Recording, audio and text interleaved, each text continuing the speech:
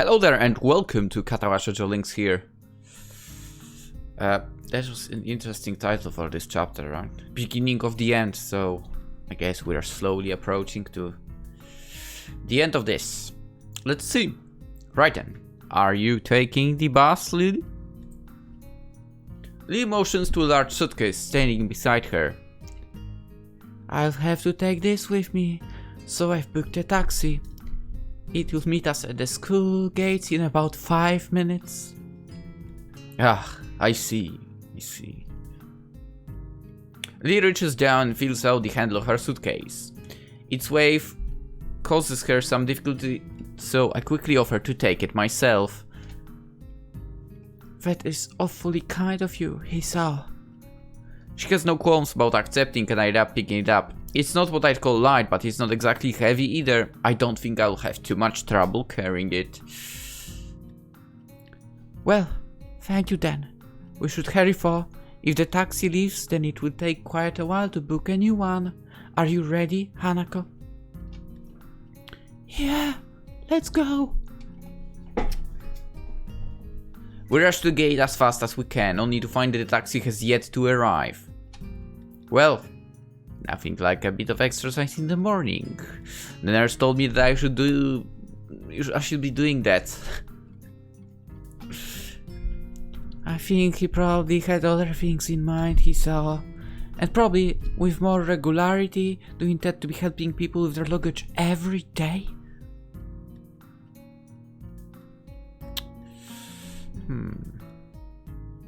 Now that she mentions it, I think I haven't thought that the first time this happened. Now I kind of have this thought. I mean, we can always try working in a hotel. Then we would have that workout he's saying of every single day, right? Hey, I'm not trying to, offend anyone here. I mean, I would totally try working in a hotel if I got the chance. Why not? I guess not. Looks like we've got a bit of a wait anyway. How long should we wait for the taxi before calling them again? I would say another 10 minutes.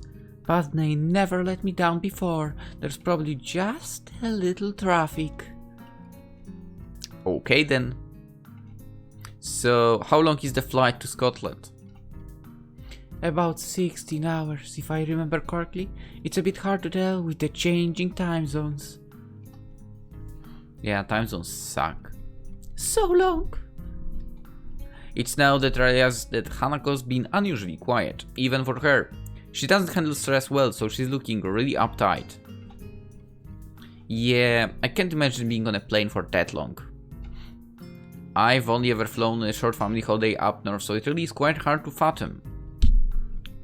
Sorry. As I said before, I've never flown before, so don't know. If Hanako spent so much of her childhood at an orphanage, she's probably traveled very little, let alone flown. It's not too bad. I've spent most of it either asleep or catching up on my English. I hardly use that here, so I need to refamiliarize myself with it a little. I mean, I don't use English in Poland at all, basically. Which is crazy, but I would say still, due to all those recordings, I probably use it more than like 97.3% of people here. Will your accent be a problem? I wouldn't worry about that too much. It may be an issue initially, but I should be fine once I get used to it. I mean, her accent I wouldn't say would be a problem. Scottish people will definitely understand her. The thing is the other way around. Will the Scottish accent be understandable to her, right? Anyway, we all move to sit down on the small bench beside the school gate in silence. Strangely enough, even though I know that Lee is going away, I can't think of anything to say to her. Lee is a reliable person, so it might be because she's in the one that I'm thinking of most. Lee might not be able to sit, but Hanako's chewing her fingernails nervously. Have you done that? I've never done the chewing on fingernails. I don't know, man. Is it weird that I've never done this in my life? I don't think so. I move to talk to her, but can hear an engine straining up the hill before I get the chance. I think the taxi is on its way. Well spotted, Hisao. I only just heard it as well. A smile of pride washes over me. To have noted something at the same time as Lily must mean that I've become more aware of my surroundings. Anyway, we won't have to call the taxi, nor worry about missing Lily's plane. Fun enough, I think I'm very well aware of my surroundings most of the times. I wonder if it's because I played football. Probably. Huh. Once the taxi stops where we're standing, the driver rolls down the window and leans over, after confirming that, yes, Lily is the same Lisato that booked up the trip. We sort out her luggage. The driver opens the trunk of the taxi and takes Lily's suitcase, while he climbs in the back seat as he loads it into the trunk and slams it shut. After getting back in his seat and shutting doors, he waits for us to say our farewells. Have a safe trip, Lily. Take care of yourself. Hanako looks understandably downcast, and that much is obvious even in her voice. Of course I will. I'll be back before long. Don't worry. There will still be another person here for you too, won't there, Hisao? Yeah, of course. I turn smiling to Hanako, putting my hand on her shoulder. She only managed to keep an eye contact with me for a couple of seconds, her cheeks red all the while, before turning back to Lily. See you, Lily. Goodbye. Lily gives her farewells to the of us with a fair measure of reluctance. Without further ado, the driver starts the engine once more and they begin the journey down the hill and towards the airport. The two of us stand at the gates for a long time, even after they've disappeared from sight, not really knowing what to do. So, what do you want to do? I don't know.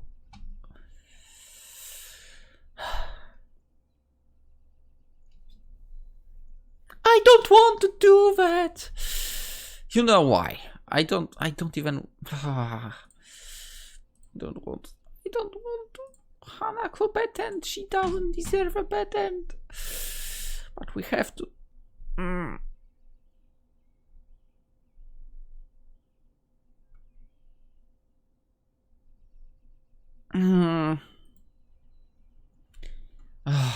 I don't know about you, but I think I'm going to try taking up. My head is killing me. Judging by Hanako's instant relief, I can only assume that I've guessed right. I don't think she wants to be out and about. Is that so? Wordlessly, she turns and heads back through the school gate.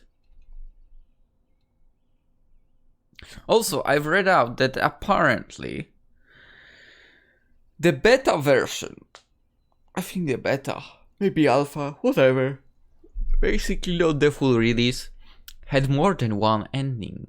Like, more than one bad ending. Like, why? No. Hanako shouldn't have even one bad ending. We walk all the way back to the dorms together, stopping awkwardly at the spot where we need to part. By the way, I don't know if anyone noticed, you guys might not have noticed, but if you go onto the into the channel of mine, there is a new character in the banner. I mean, I had to, okay? I just had to. I had to add her. We walk all the way back to the dorms together, stopping awkwardly at the spot where we need to part. Well then, goodbye. Do you want to have some tea or something later? How about a game? Hanako shakes her head embarrassedly. I'm tired. Maybe tomorrow. I've got homework. I suppose she would have a bit of schoolwork to catch up on. She's missed a few days of lessons after all. Like, I could help you with the homework. Homework. Thanks for reminding me. I've got a stack to do as well. I guess I'll see you tomorrow. See you, Hisao. Before I can say goodbye, Hanako has turned and began walking towards the entrance to the female dormitory building. I look at the door she does pierce through for a bit before going off towards my own dorms. Tomorrow will be a better day. Will it for? Will it for?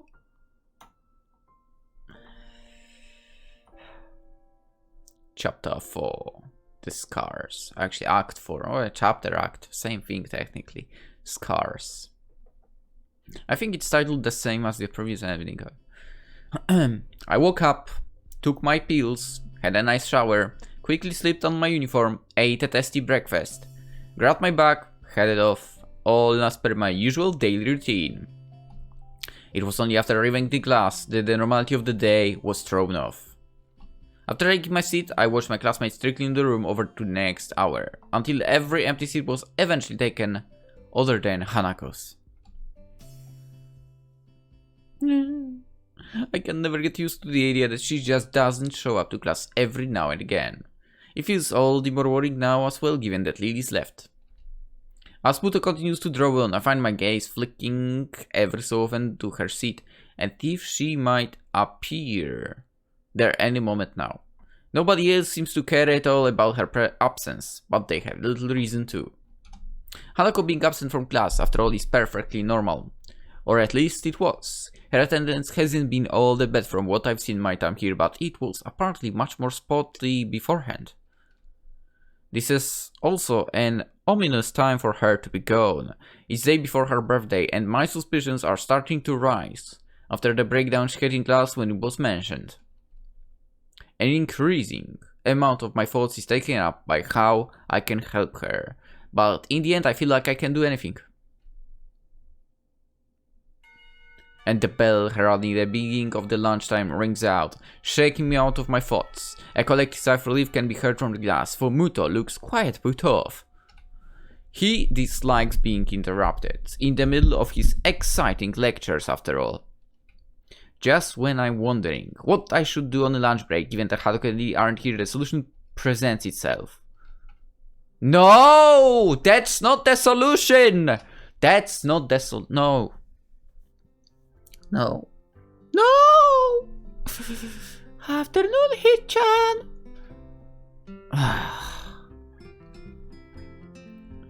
Afternoon. You both look as bright as ever. Hit-chan wants to know if you'd like to have lunch with us today. No. Sure. I'm not saying the second line because it's not true. Very acceptable, okay, but it's nothing more than that. But they're so annoying. I mean, I'm somehow Misha is acceptable for me. I just can't stand Shizune somehow, kind of. That nature of hers is just too much. The cafeteria hums with activity, much like my old schools did. Yamaku is different in how strangely civilized the lunchtime rush is. What one would expect to be an unruly mob chomping at a bit to get to the serving area is rather neat and organized line. There's a small amount of jostling, and people's heads are often craning around to check on what's happening up ahead, but it's pretty subdued. This is due to, no doubt, to the very serious rules regarding such matters in the school. The same strict discipline is observed when students move in the hallways or come to and from the dormitories and the school gate. While the reasons for it may be slightly off-putting, I've come to quite like this sense of order that's enforced in the school. I don't really like being told by Shizune and Misha to get their lunches for. I feel too used as I take a seat at the table where they are sitting, plunking their food down in front of them. I mean, technically, you know, at least they had the table reserved. Sweet bread and strawberry milk for Misha. I've never had sweet bread for. Is it any good? No, like seriously, is sweet bread any good? I'm curious. I don't think we have it here, to be honest. And I don't know if I would like it. I mean, it looks decent. Not like your normal bread, but hey, I would give it a try, of course. given the chance. A bowl of ramen and juice for Shizune. I honestly don't understand why I would get something to drink alongside basically a soup.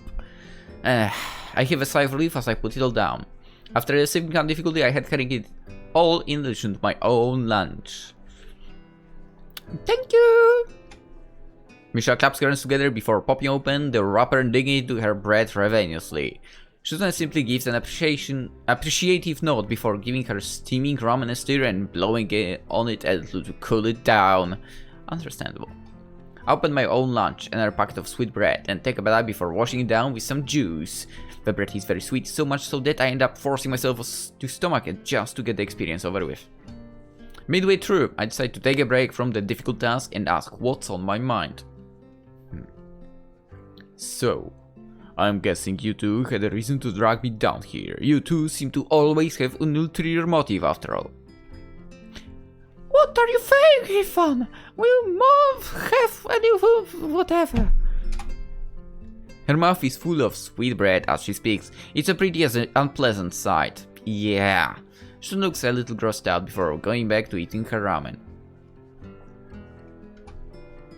I wait until Misha swallows what she has in her mouth before speaking again. You're not buttering me up to make me work with you after school. Nope. Not trying to extract information from me that I might not want to give. Fine, you win. I guess you just want to eat lunch with someone as intelligent and handsome as me then. That's it, Hichan! You got it! Yeah, I mean, that's how it's always should be. Maybe my opinion of you would change. Shizune looks unimpressed as Misha finishes signing our conversation, and sucks in the last of a long noodle as she sighs her own thoughts. Okay, but to be fair, I don't dislike them, okay? It's just... Let's face it, in this route, whenever they appear, especially if Hanako is around, they would... Or maybe not they, but you know, it would trigger some really unpleasant situations, so... you know, I kinda would like to avoid getting into their way, basically. Anyway, did I read this? I think not. Shizune looks unimpressed as Misha finishes signing our conversation and sucks in the last of a long noodle as she signs her own thoughts. She just says you shouldn't be so suspicious of us. She's just doing her duty as a class representative after all. How is she, are you doing that?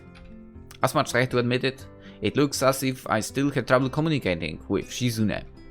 It should be a simple matter of keeping eye contact with her and addressing Shizune instead of Misha in my speech, but when somebody else is doing the talking for her, it's a surprisingly difficult task. It's the class representative's job to ensure everybody's doing all right in class, isn't it?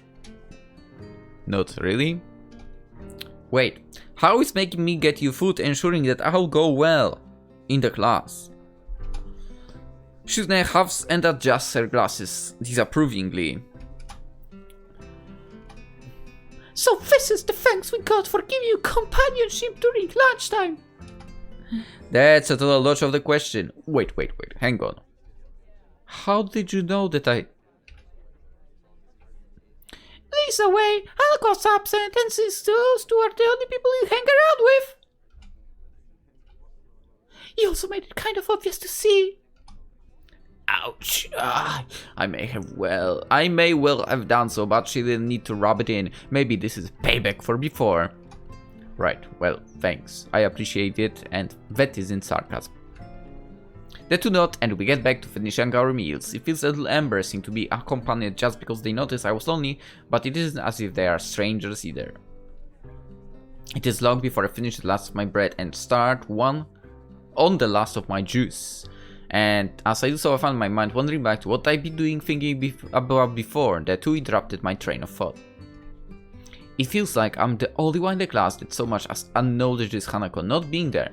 It felt like this the other times she skipped class, but now it's even more acutely annoying. Does anybody care if she's happy or not? Have they just written off any possibility of helping to make her better? Even Muto does try to keep her in class, and I'm still not fully convinced by his reasoning. Hey, John! Is yours just past its expiry date? What? You were pulling a weird face like this!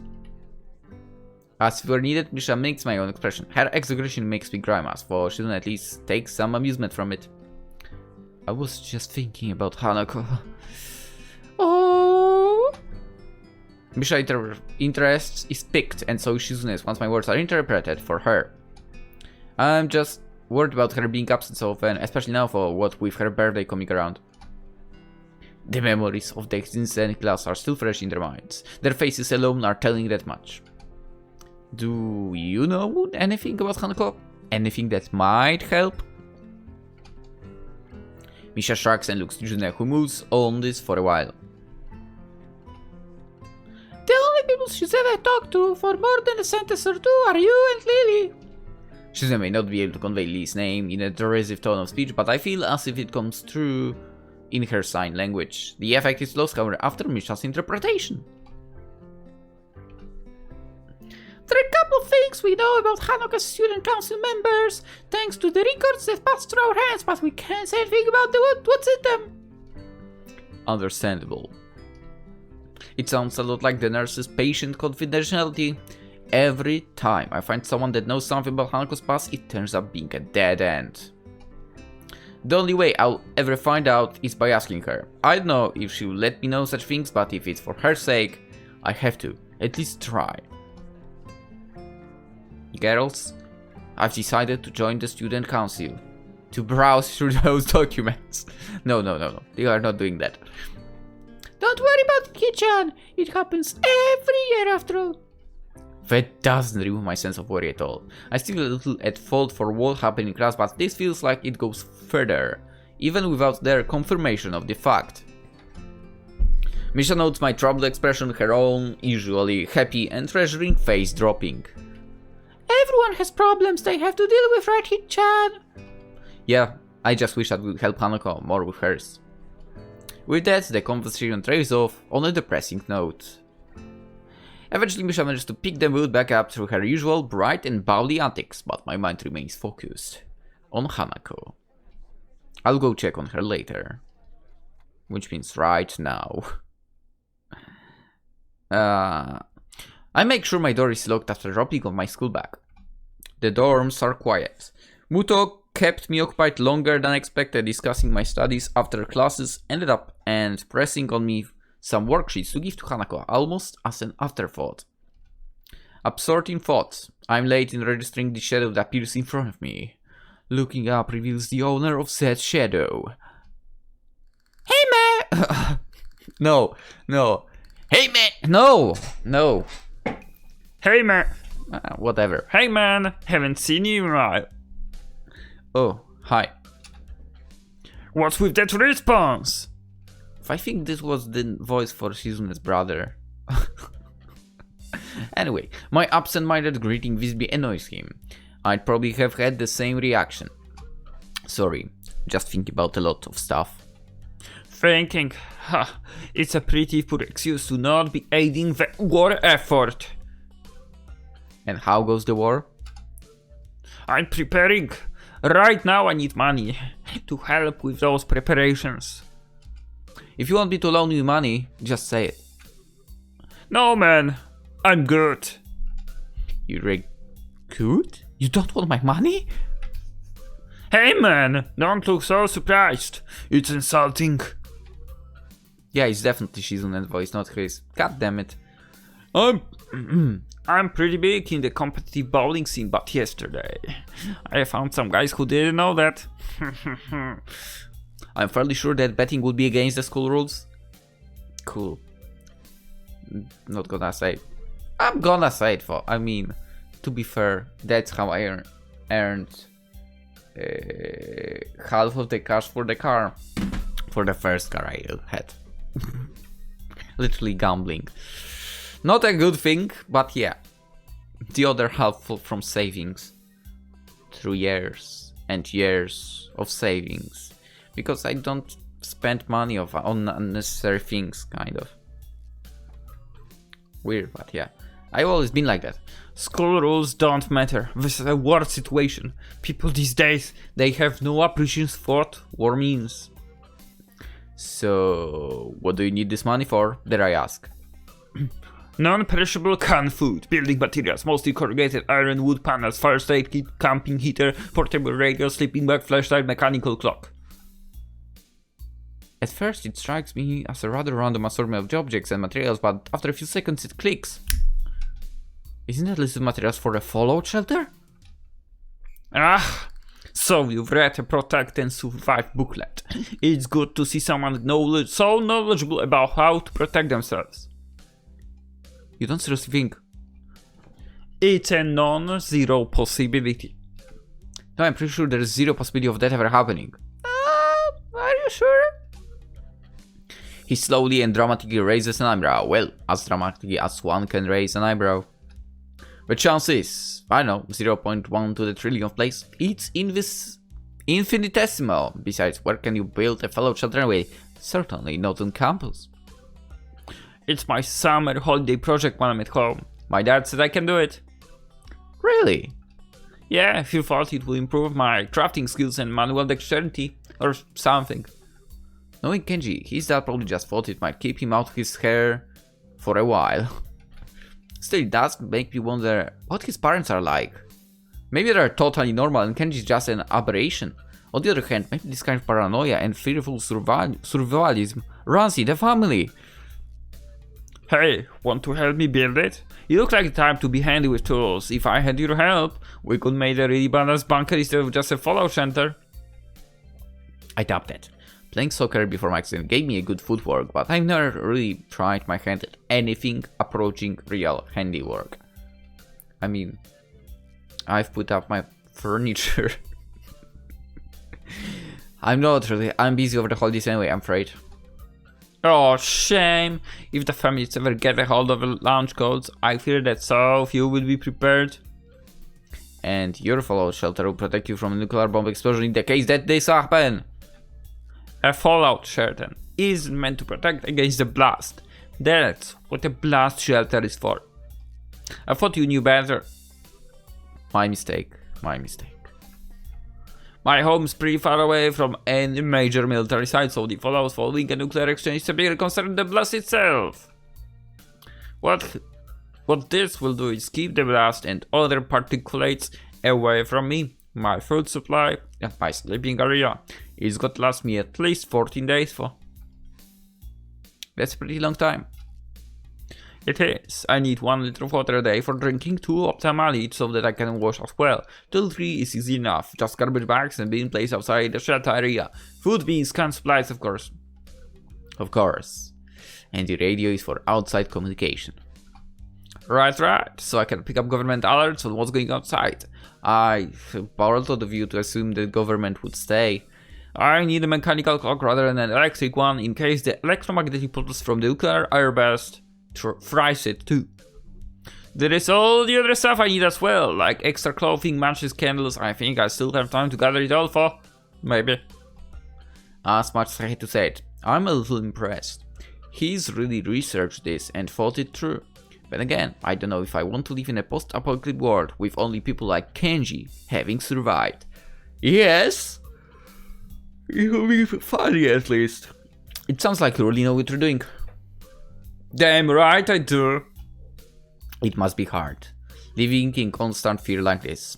He hardly ever socializes either, so the fact he went bowling with others is in itself something of a surprise. This mentality reminds me of a certain someone. Thankfully, her fear of others doesn't manifest in such a distinctly eccentric way. One thing I know for sure is that I certainly can't tell him exactly why I haven't been hanging around with him much recently. It's late. I have stuff to do. I'll think about making a fallout shelter or something for... Yeah, alright, that's cool. A man has to do what he's got to do after all. You should hang out with me sometime, by the way. You're a cool dude should hang out together, right? For some reason that compliment actually feels kinda nice. The situation with Hanako being what it is, for me is that I probably won't be able to fulfill his request, for now at least. That'd be good. I'll talk to you later about it when I can. Cool. Later, dude. He retreats to his dormitory room. I better go see Hanako. I expected the freaking, Katawa Shoujo cut. Literally why I went for the mug of tea. Which is getting cold. Damn it. I stand outside of the door to Hanako's room, hoping that she isn't in too much of state. As I nervously clutch the worksheets Muto asked me to pass on to her. It's one more reason to visit her, and it gives me something to talk about, so I suppose I should be thankful to him for giving me the task. With a long breath to steady myself, I wrap my knuckles on the door in front of me. Silence. I listen intently for any sound of shuffling coming from inside, but I can't hear a thing. I knock on the door again, slightly harder. Still no answer. How strange. Scratching my head, I make one last attempt at getting her to answer as I knock on the door one final time. Hanako, it's just me. Muto said to give you some stuff. For a while the attempt seemed just as unsuccessful as the last. Just before I slip the sheets under her door for, I hear the handle rattling. I mean, it's good that he at least realizes that you can do that like that, right? Just under the door. Let's not forget that a certain student council did not came up with that idea to do that with the letter. Sorry, I just had to. As the door opens halfway, I quickly try to see how Hanako's faring. Each task makes somewhat more difficult by her oversized gown hiding so much of her body. She doesn't look sick, or at least not immediately so. To be honest, I'd have preferred that to her expression right now. She looks terribly tired, and appears to be barely acknowledging my presence. Hi Hanako. Muto wanted me to give you this since you were in class today. I hold out the loose sheets, which she tentatively takes in her hands. The way she moves is devoid of thought. Her posture is slumped, in an unusual manner for someone that's so often tense and wound up. Even her eyes keep looking away from mine, doing their best to avoid the eye contact. I move my head a little to try and get a better look, but she just ends up turning away. Are you okay? If you're feeling sick or anything, I could go get a nurse. It is almost painful to put on such a routine "get well soon" act. I can't think of anything else I could possibly do for her for. She seems to collect herself a little at the notion, but only a little. Her head remains turned away, but her eyes move towards me. I'm fine. An awkward silence follows. As it lingers, signs that the sleeves and the cuffs of her gown bear slightly damp stains. Her cheeks are a bit red too. Has she been crying? I see. I hesitated a little before coming out with the words I really came here to say. Would you like me to say I don't have anything urgent to do at the moment, so it wouldn't be any trouble? Her eyes slide away from me, and I lose any hope for an improvement of her mood. I wait for the response, but she doesn't say anything, nor give any kind of gesture. She just stands there looking away from me. Hanako. She slowly shakes her head. Okay, good night then. With that, Hanako steps back and closes her door without a second word. More than worried, I retreat back to my room. Wandering up the hallway, I keep mulling over what happened. It felt like Hanako was only half there, as if I was interacting with a robot that was just doing what it was programmed to without any real thought. She was a husk of a person. This is frustrating. I had hoped that meeting Hanako would help the situation, but I feel like it's only made it harder to understand her. How am I supposed to try and help her when she quite literally shuts me out like that? I don't even bother to turn on the light, opting instead to simply change into my pajamas, quickly choke down my evening pills and collapse onto my bed. Good night. And it's time to end the episode. Anyway, we'll see where this is going in the next one. We're slowly approaching the end, I'm afraid. We'll see. We'll see. For now, hope you enjoyed. Hope to see you tomorrow, and I wish you a wonderful day. Bye bye.